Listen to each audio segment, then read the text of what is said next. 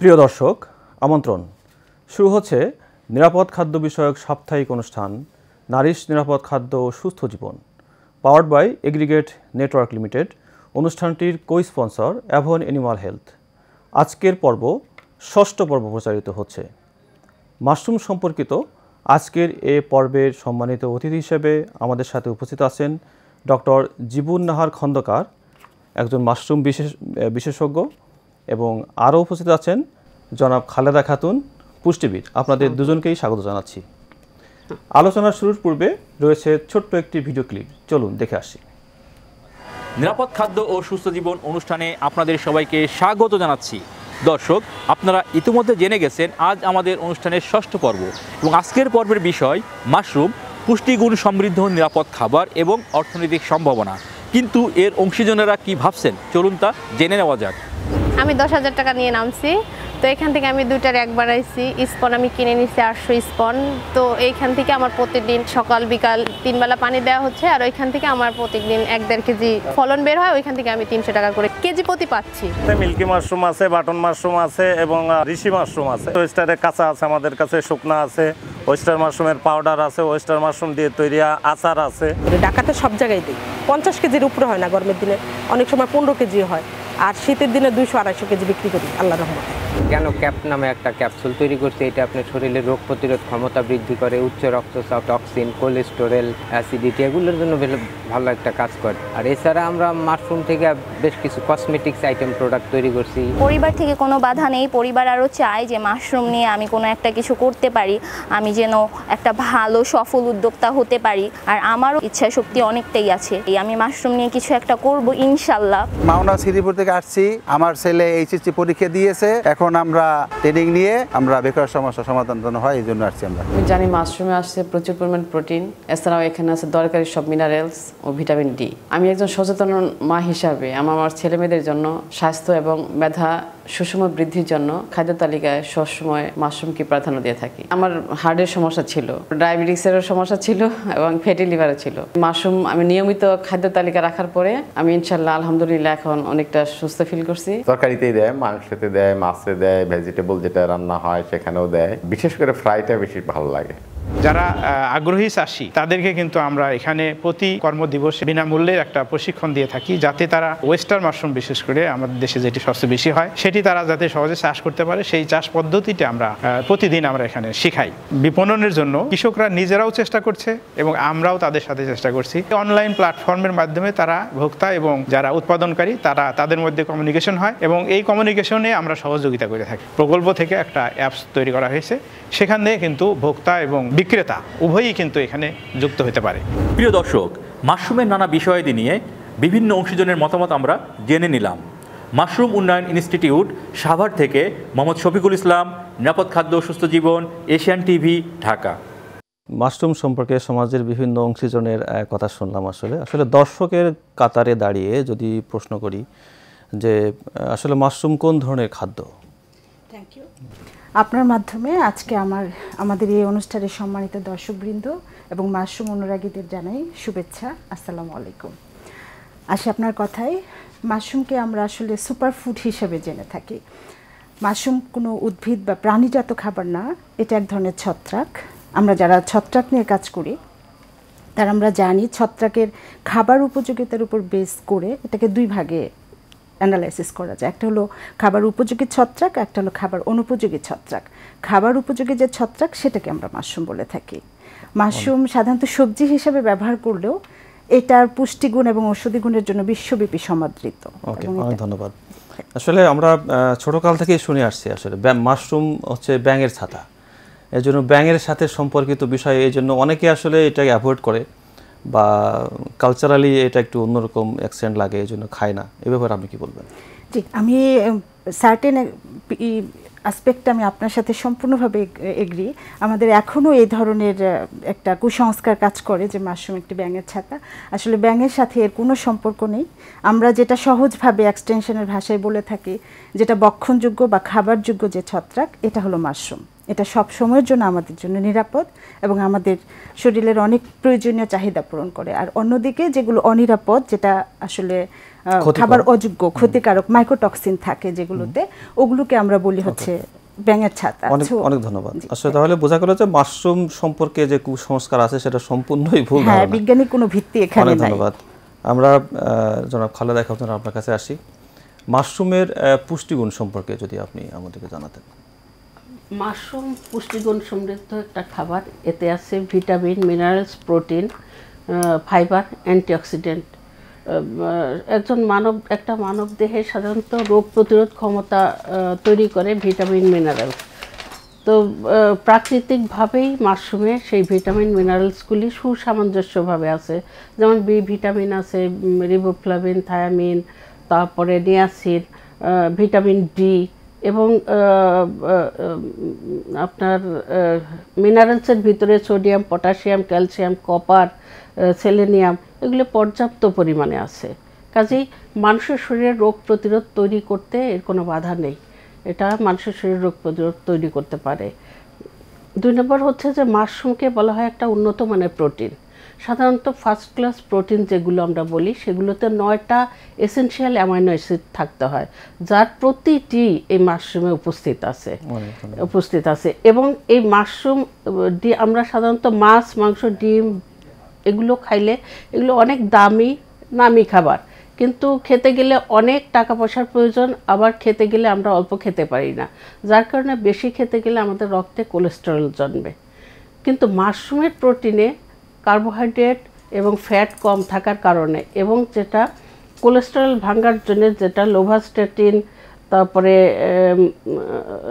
অ্যান্টাডেনিন, eritadenine এবং niacin থাকার কারণে শরীরে কোলেস্টেরল জমতে পারে না এবং বহুদিনের জমানো কোলেস্টেরলও যদি থাকে সেটাও নষ্ট করে দেয়। অনেক ধন্যবাদ। নষ্ট করে আসলে বিভিন্ন ধরনের খাবারে বিভিন্ন ধরনের পুষ্টি থাকে। মাশরুমটা আসলে ইউনিক কি এমন পুষ্টি আছে যেটা আসলে আমরা মাশরুমকে পছন্দ করতে পারি? আচ্ছা, মাশরুমে আসলে এরগোথিওনিন নামে একটা অ্যান্টিঅক্সিডেন্ট আছে যেটা একদম মানুষের শরীরে ঢাল হিসেবে ব্যবহার করে। এর কারণে বিভিন্ন কোষগুলি ফ্রি রেডিক্যালস থেকে রক্ষা পায়, যার কারণে স্ট্রোক, স্নায়ুতন্ত্রের রোগ, ক্যান্সার এই সমস্ত গুরুতর রোগ থেকে শরীর। আপনি আর্গোথায়োনিনের কথা বলছিলেন, আর্গোথায়োনিন কি অন্য কোনো খাবারে নেই নাকি শুধু মাশরুমে আছে? অন্য কোনো খাবারে খুব থাকলেও খুব কম পরিমাণে আছে, কিন্তু মাশরুমে যথেষ্ট পরিমাণে আছে।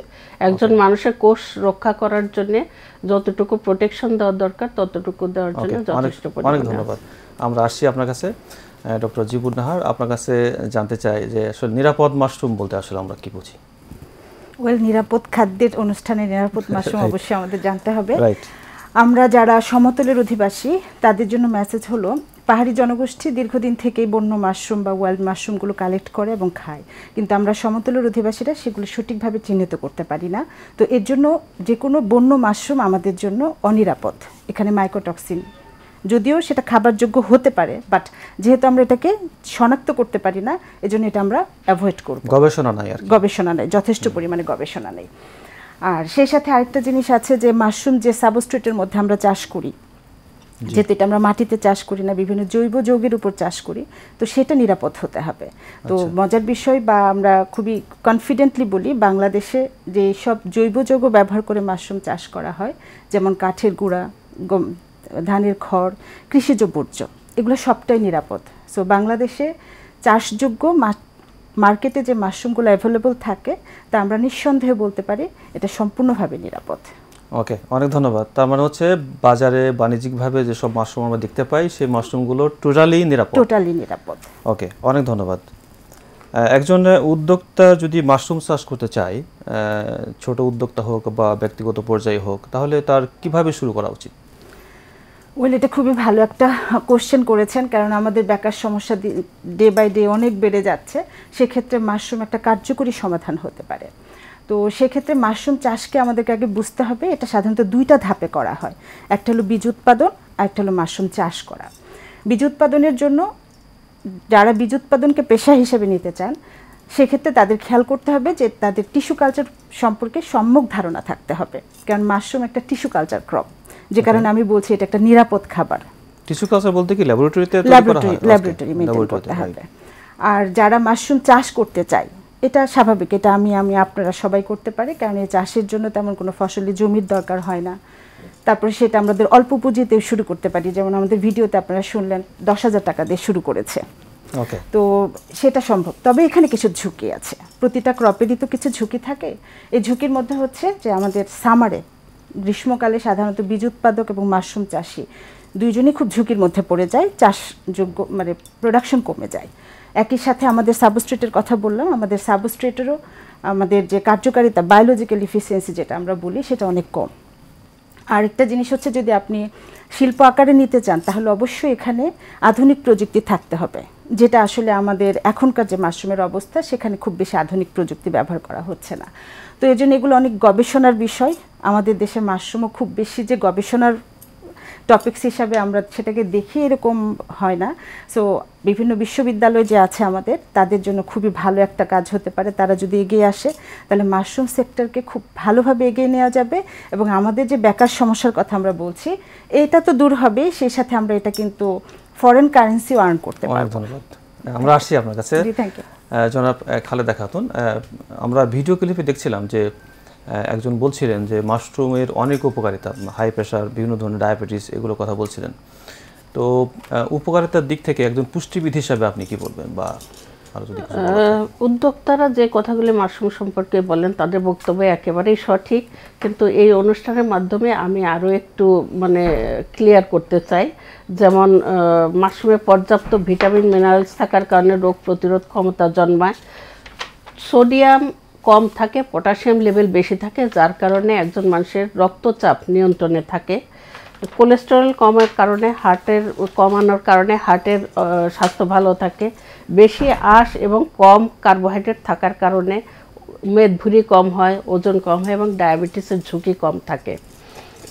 ভিটামিন B12 এবং জিঙ্ক লিপিড যেটা স্নায়ুতন্ত্রকে সুস্থ রাখে এবং অ্যালজাইমার্স এবং স্পাইনাল কর্ডকেও, অ্যালজাইমার্স কমায়, ভুলে যাওয়া আর কি, হ্যাঁ, এবং স্পাইনাল কর্ডকেও ভালো রাখে।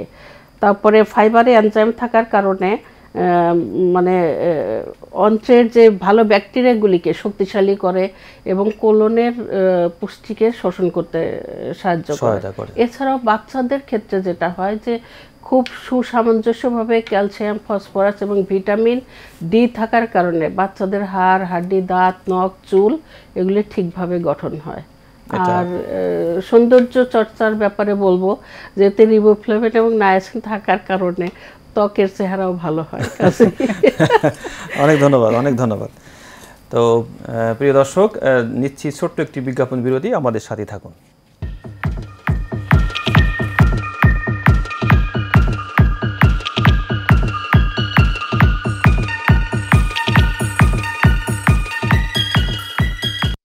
নারিশ পোল্ট্রি ফিড পুষ্টি সমৃদ্ধ প্রাণী খাদ্য।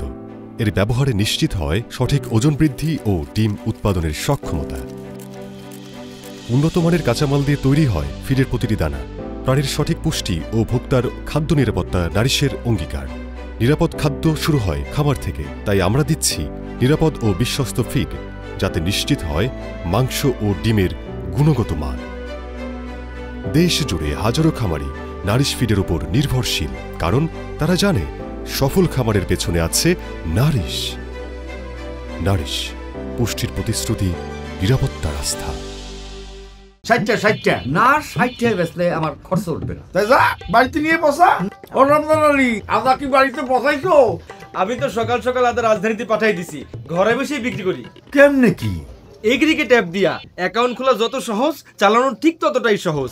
বাজারের বিক্রি থেকে শুরু করে ক্ষেতের যে কোনো সমস্যায় পাই আমি ফ্রি কাউন্সিলিং। কই যাও 70 মনে রাখ। আমি এখন এগ্রিগেট অ্যাপে বিক্রি করবো। হাজারো কৃষকের মতো এগ্রিগেট অ্যাপ ব্যবহার করে হয়ে যান স্মার্ট কৃষক। এগ্রিগেট, বাজার কৃষকের আঙিনায়। নারিশ পোল্ট্রি ফিড পুষ্টি সমৃদ্ধ প্রাণী খাদ্য। এর ব্যবহারে নিশ্চিত হয় সঠিক ওজন বৃদ্ধি ও ডিম উৎপাদনের সক্ষমতা। উন্নত মানের কাঁচামাল দিয়ে তৈরি হয় ফিডের প্রতিটি দানা। প্রাণীর সঠিক পুষ্টি ও ভোক্তার খাদ্য নিরাপত্তা নারিশের অঙ্গীকার।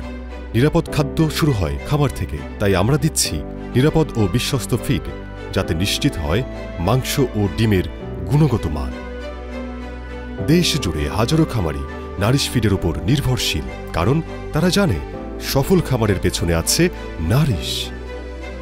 নারিশ, পুষ্টির প্রতিশ্রুতি, নিরাপত্তার আস্থা।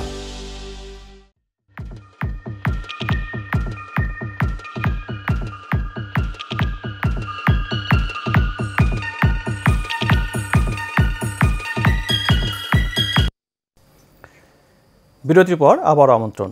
আপনারা দেখছেন নিরাপদ খাদ্য বিষয়ক সাপ্তাহিক অনুষ্ঠান নারিশ নিরাপদ খাদ্য ও সুস্থ জীবন, powered by aggregate network limited.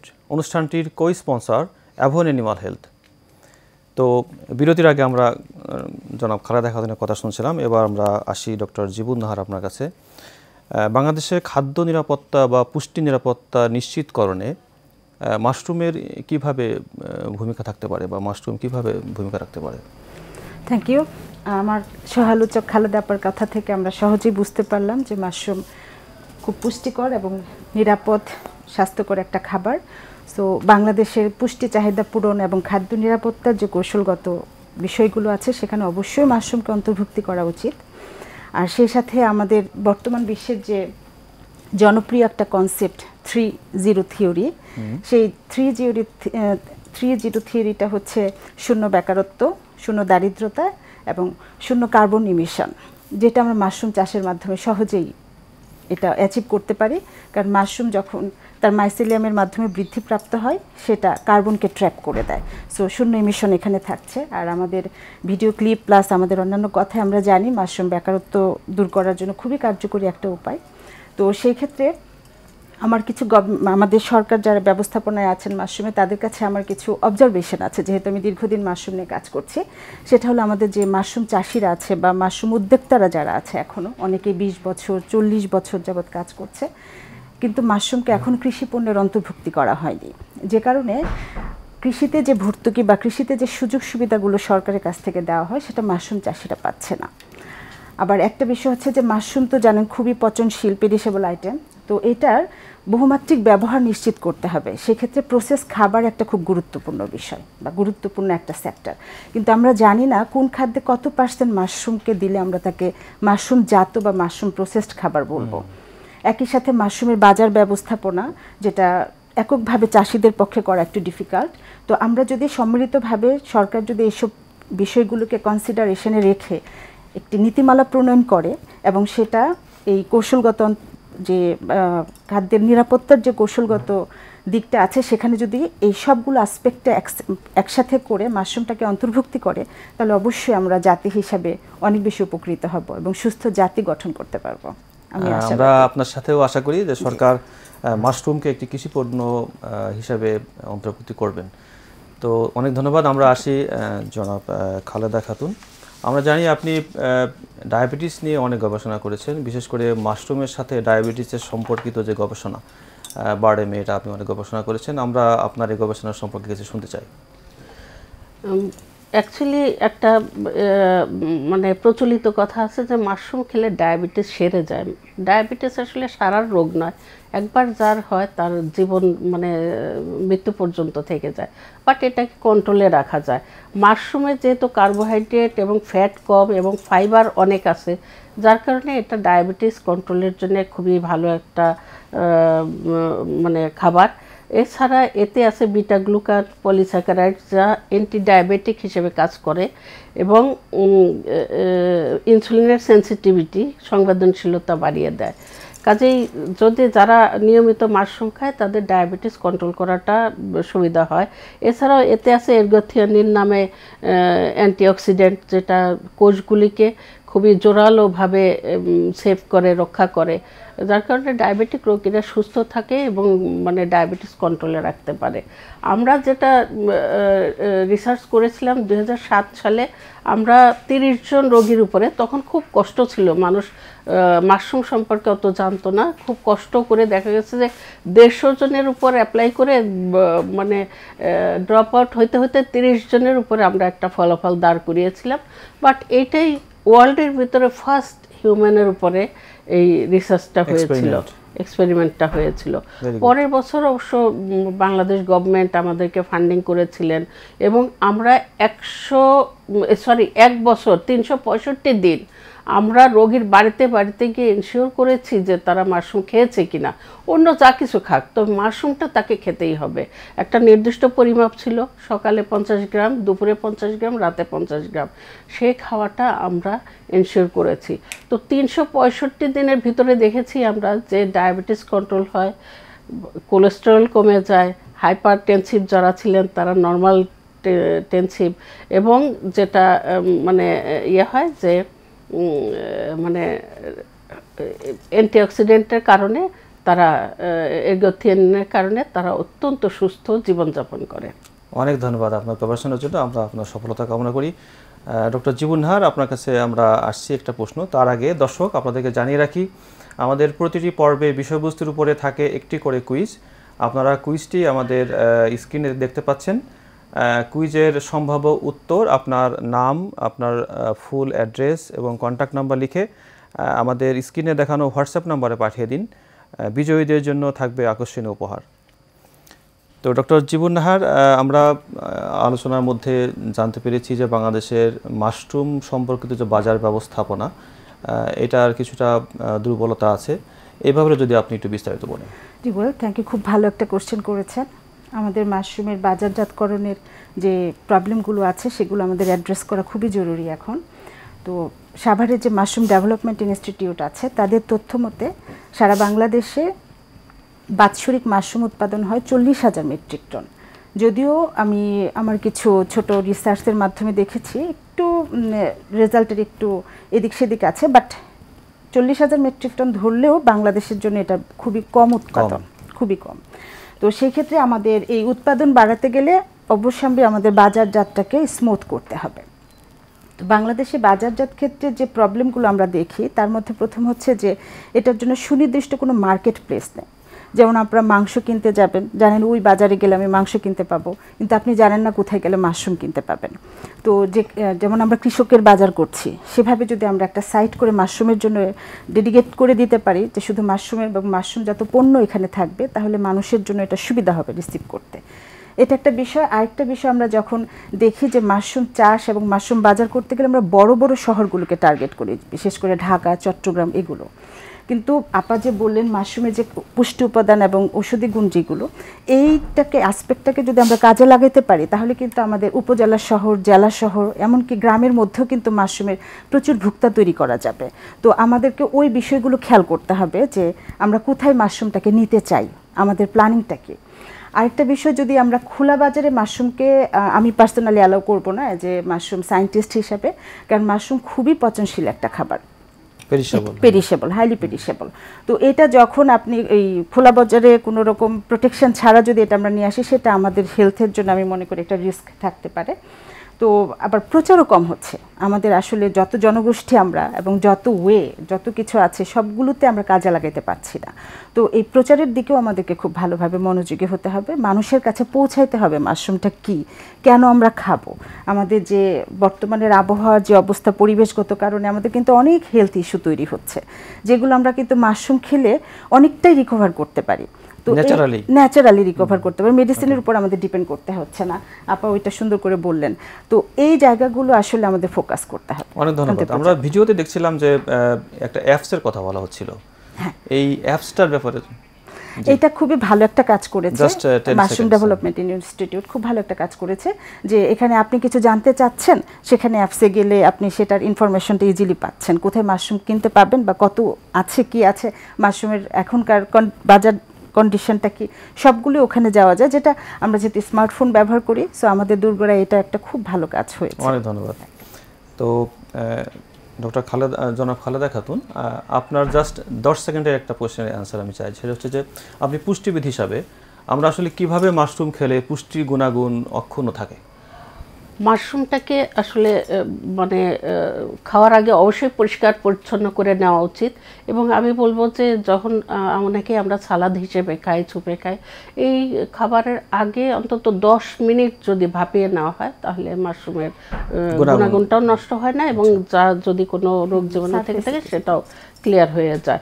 মাশরুমকে আমরা বিভিন্নভাবেই খেতে পারি, স্যুপ আকারে খেতে পারি, সালাদ, তারপরে ফ্রাই করে খেতে পারি, ভাজি, ভর্তা, এমনকি মাছ মাংসের সাথেও আমরা মিশিয়ে খেতে পারি, খাওয়া সম্ভব। তো আমরা আমাদের অনুষ্ঠানের একদম শেষ পর্যায়ে চলে এসেছি, যদি দর্শকদের জন্য জাস্ট অল্প কথায় কিছু বলতে চান। দর্শকদের যেটা তার আগে আমি একটু জেবু আপার কথায় একটু লাইনটা লাগাই। যেমন বাংলাদেশে আমি ডায়াবেটিক হসপিটালে সার্ভিস করি, তো বাংলাদেশে বর্তমানে 88 লক্ষ ডায়াবেটিক পেশেন্ট আছে। তো আমরা রিসার্চ করে দেখেছি যে ডায়াবেটিসের জন্য এটা হেল্পফুল একটা খাবার। তো সেক্ষেত্রে যদি প্রচারণা এবং সরকারের ইনিশিয়েটিভ থাকে, অন্তত 50 লক্ষ রোগীও যদি জানে, আজকাল রোগীর জন্য কিন্তু শুধু শহরের রোগীদের প্রয়োজন হয় না, গ্রামগঞ্জেও আজকাল ডায়াবেটিস রোগী, এখানেও কোনো ঘর নাই যে ঘরে ডায়াবেটিক পেশেন্ট নাই। কাজেই প্রচার করা উচিত। ডক্টর জীবন হার, আপনার কাছ থেকে আমরা 5 সেকেন্ড বা 10 সেকেন্ড শুনতে চাই দর্শকদের জন্য শেষ মেসেজ। Thank you. তো আমরা সবাই মাশরুম খাই, সুস্থ থাকি, আর মাশরুম প্রচারণের সবাই সবার ভূমিকা রাখি, যেন আমরা যেটুকু জানি যে মাশরুম এটা, আমরা যেন আমাদের পাশের জনকে বলি। আমরা যদি দেখি কেউ অসুস্থ হচ্ছে তাকে যেন আমরা বলি যে প্লিজ মাশরুমটা খান। তেমনি মাশরুম চাষ করার জন্য আমি খুব উৎসাহিত করব আমাদের যারা লো ইনকাম গ্রুপ আছে, মিডিয়াম ইনকাম গ্রুপ আছে, সবাই মিলে যদি আমরা একটা মাশরুম আন্দোলন তৈরি করতে পারি তাহলে অবশ্যই মাশরুম সফলতার মুখ দেখবে। আপনাদের দুজনকে অসংখ্য ধন্যবাদ। দর্শক, গুজব, ভুল ধারণা বা আংশিক ধারণা নয়, বরং সমাজের বাস্তব চিত্র ও বিজ্ঞানভিত্তিক তথ্যের মাধ্যমে আমরা দেশের মানুষকে সচেতন করতে চাই, যাতে করে একটি সুস্থ ও মেধাবী জাতি তৈরি সম্ভব হয়। আশা করি আপনারা আমাদের সাথেই থাকবেন। দেখা হবে আগামী পর্ব শনিবার 4টা 25 মিনিটে 7ম পর্বে। ততক্ষণ ভালো থাকুন, সুস্থ থাকুন। আল্লাহ হাফেজ।